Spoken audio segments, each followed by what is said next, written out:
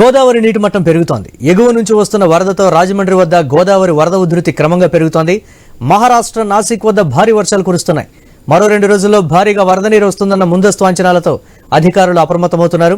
ఇందుకు సంబంధించిన మరింత సమాచారం మా ప్రతినిధి గణేష్ అందిస్తారు.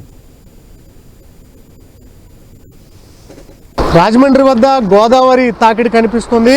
ఎగువ నుంచి వస్తున్నటువంటి వరద నీటితో గోదావరికి జలకళ సంతరించుకోవడం జరుగుతుంది.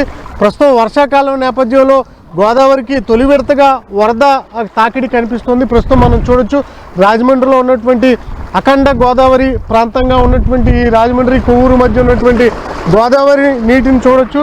ప్రస్తుతం మొత్తం బురద కలర్లోకి మారిపోవడం జరిగింది.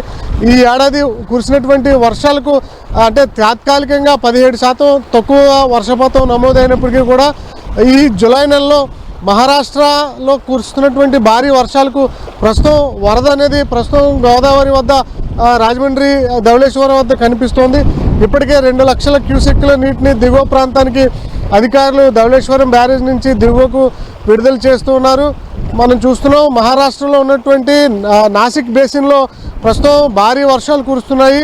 దీనికి తోడు తెలంగాణలో మరో 2 రోజుల పాటు భారీ వర్షాలు ఉండేటువంటి సూచనలు ఉండడంతో ధవళేశ్వరం వద్ద 9 లక్షల నుంచి 10 లక్షల క్యూసెక్కుల నీరు భారీ స్థాయిలో 2-3 రోజుల్లో వరద తాకిడి ఉండబోతుందన్న అంచనాలతో జలవనరుల శాఖ ఉండడం జరిగింది.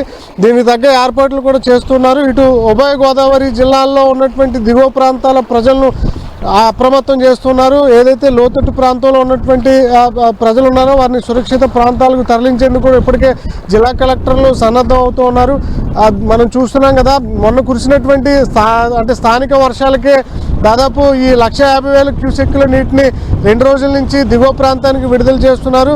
అటు శబరి అదేవిధంగా ఇటు తెలంగాణ ప్రాంతం నుంచి వస్తున్నటువంటి ఈ వాగులు వంకలు అదేవిధంగా ఈ రంపచోడవరం చింతూరు నుంచి వస్తున్నటువంటి వరదలతో అయితే కొంత తాత్కాలిక వరద మనకు కనిపిస్తుంది.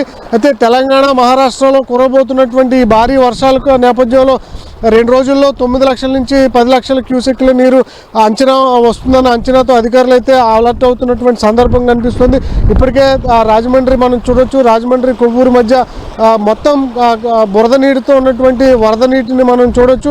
అంబేద్కర్ కోనసీమ జిల్లాలో ఇప్పటికే ముక్తేశ్వరం ఏదైతే రోడ్డు మార్గం ఉందో సాధారణంగా వరద వస్తే ఆ రోడ్డు మునిగిపోయి బంట్లతో వెళ్లాల్సినటువంటి పరిస్థితులు ఉండడం జరిగింది. ఇప్పటికే వరద నీరు చేరుకుండడంతో అధికారులు అలర్ట్ అయ్యి స్థానికంగా ఉన్నటువంటి ప్రజలను ఈ వరద నీటిలో దిగకుండా ఉండే విధంగా అయితే అలర్ట్ చేస్తున్నటువంటి సందర్భం కనిపిస్తుంది. ఈ జూలై నెలలో భారీ వర్షాలు ఉంటాయని చెప్పి వాతావరణ శాఖ అంచనాలు వేస్తుంది. దానికి తగ్గట్లుగానే నదీ తీర ప్రాంతాల్లో ఎవరు కూడా ప్రమాదకర స్థాయిలో వాటర్ ప్రవహిస్తున్న సందర్భంలో స్నానాలకు దిగకూడదన్న హెచ్చరికలు అయితే జారీ చేస్తున్నారు. ముఖ్యంగా పుష్కర్ ఘాట్లలో అత్యుత్సాహంతో చాలామంది స్నానాలకు దిగుతూ ఉంటారు. అలాంటి సందర్భంలో కాలు జారిన ఈ భారీ వరద తాకిడికి కొట్టుకెళ్ళిపోయేటువంటి ప్రమాదం ఉంటుంది. కాబట్టి అధికారులు అయితే పుష్కర్ ఘాట్ల వద్ద అలర్ట్ చేస్తున్నారు. పోలీసులు కూడా ఈ నదీ తీర ప్రాంతంలో పహారా కాస్తున్నటువంటి సందర్భం కనిపిస్తుంది.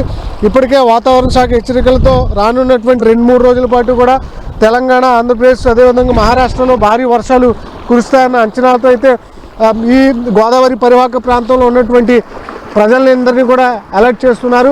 ప్రస్తుతానికైతే 2 లక్షల క్యూసెక్కుల నీరు పోలవరం మీదుగా ధవళేశ్వరం మీద నుంచి దిగువ ప్రాంతానికి వెళ్తుంది. డెల్టాలకు అంటే తూర్పు డెల్టాకు 4,200 క్యూసెక్కుల నీరు, మధ్యమ డెల్టాకు 4,200 క్యూసెక్కుల నీరు, పశ్చిమ డెల్టాకు 6,000 క్యూసెక్కుల నీరు రైతాంగానికి విడుదల చేస్తున్నారు.